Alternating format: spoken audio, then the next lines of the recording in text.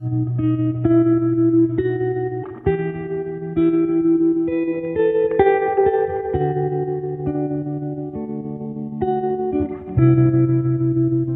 menganggapnya sebagai kaum yang tak tersentuh sehingga tidak ada yang mau berteman dengan Citan. Citan benar-benar dijauhi masyarakat dan dilarang untuk hidup di antara orang-orang yang berkasta tinggi. Di India, menumbangkan sapi dapat dikenakan hukuman 10 tahun penjara. Akan tetapi nyawa kaum yang tak tersentuh memiliki nilai lebih rendah daripada sapi. Untuk bisa bertahan hidup, mereka mengandalkan upah dari jasa menguburkan atau membakar mayat. Citan bertugas mencari kayu, ranting, dan lain-lain yang bisa menguras tenaga.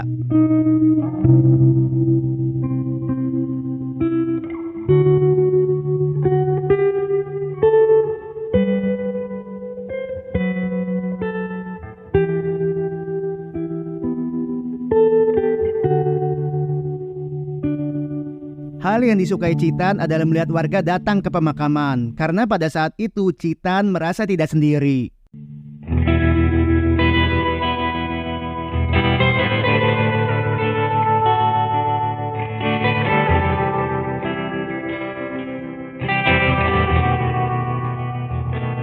Dua 20 tahun kemudian, Citan yang sudah dewasa masih hidup di lingkungan pemakaman bersama Siva.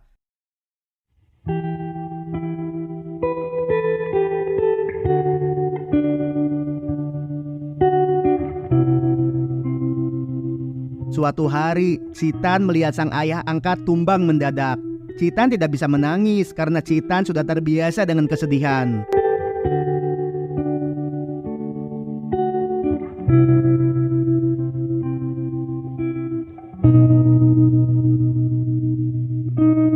Mengingat tidak ada yang membelikan kebutuhan pokok lagi, untuk pertama kalinya Citan keluar dari pemakaman. Di lain sisi, nampak dua pria kota ingin membeli obat penenang Ati. Melihat mereka mahasiswa, Ati pun marah dan mengusirnya. Bagi Ati, obat yang dia jual hanya untuk pekerja kasar yang butuh relaksasi dan kekuatan.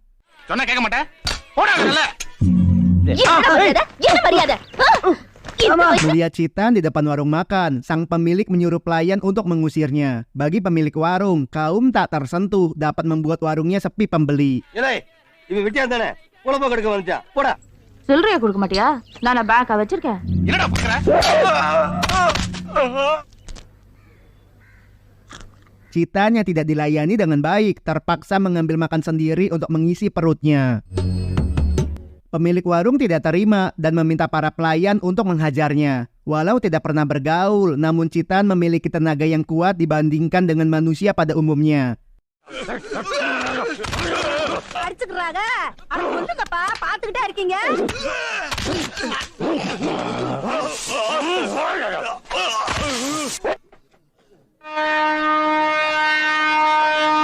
Dengan sombong, pemilik warung meminta Ati untuk membawa kaumnya. Melihat ada keributan, dengan cepat Ati memisahkan mereka.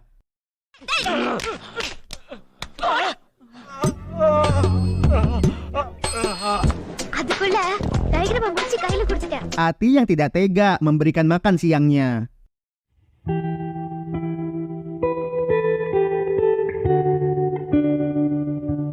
Di lain sisi, di stasiun kota Bodinaya Kanur, sebagai bandar, Sakti mampu menarik perhatian warga, terutama seorang mahasiswi untuk memasang.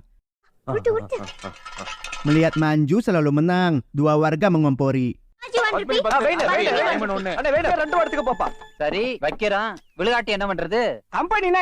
Manju pun tergiur untuk memasang semua taruhan, berikut perhiasan, jam tangan, serta uangnya.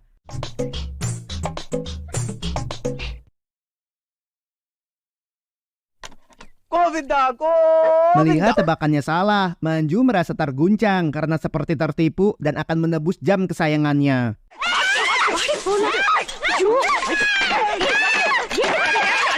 Mendengar Citan hidup sendiri di pemakaman, Ati yang tidak tega mengajak Citan ke rumah bosnya. Pada saat itu, bos Ati memberitahu para pekerja untuk tidak mencuri hasil ladangnya. Jika tidak, bos Ati akan menumbangkan mereka. Dengan cemas, Ati menceritakan ketika Ati memberikan 1 kali makan, Citan menghormati Ati. Ati yakin Citan akan setia kepada majikan yang mau memberikan makan. Malamnya mereka menangis haru karena mahasiswi gampang dibodohi. Ternyata dua warga yang mengompori adalah Bala dan Ayan, yaitu sahabat Sakti. Di hari yang baru, Sakti dan para temannya menipu para penumpang dengan menjual barang-barang impor padahal produk lokal.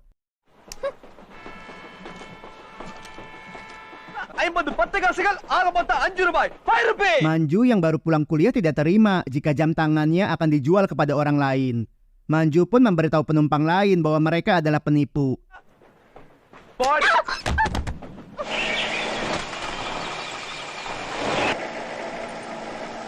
Melihat mereka tidak takut, dengan cepat Manju menarik tuas rem darurat. Akibatnya Manju harus membayar denda Rp100.000 karena dianggap iseng.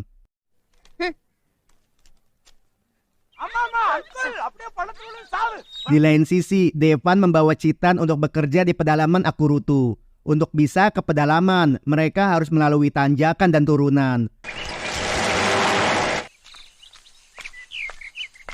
Warga pedalaman sangat tunduk dan takut karena Devan dianggap dewa oleh mereka.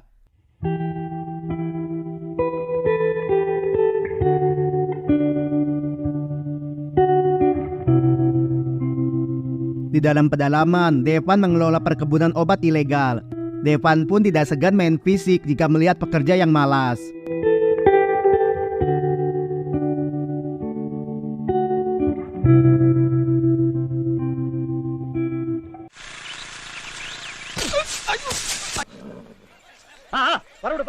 Di sana, Citan hanya mau memberikan teh kepada Devan, dan jika orang lain berani memarahi, maka Citan tidak segan melawan.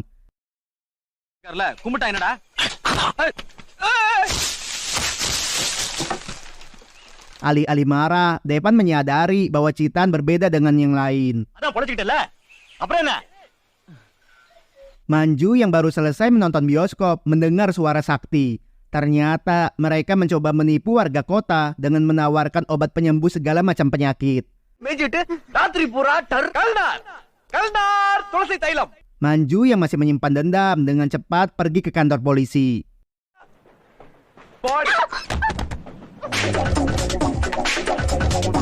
Setelah semuanya siap, warga pedalaman membawa hasil ladang untuk diedarkan ke desa-desa lain.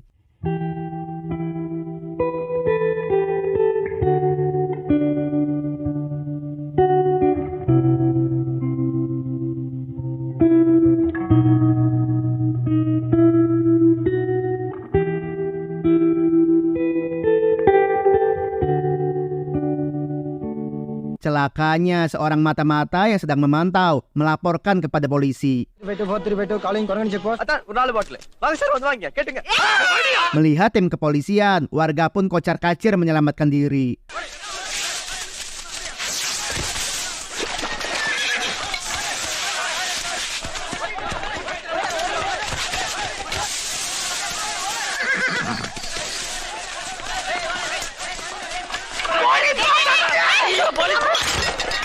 Citan nampak tenang karena tidak mengetahui bahwa barang yang dikirim adalah ilegal. Di saat polisi memaksa Citan untuk memberitahu lokasi ladang dan siapa bosnya, dengan barbar Citan menghajar mereka.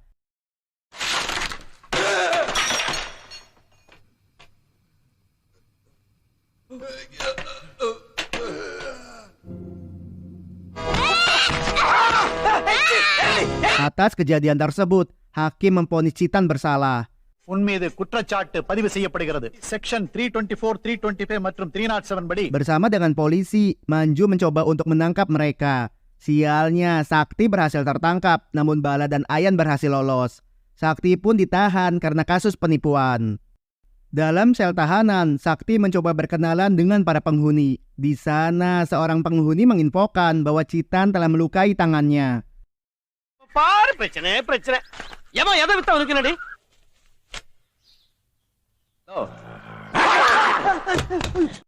Di hari yang baru, petugas sipir dan para penghuni terkuat mencari masalah dengan Citan. Si Fir masih menyimpan dendam karena Citan telah melukai banyak anggota polisi.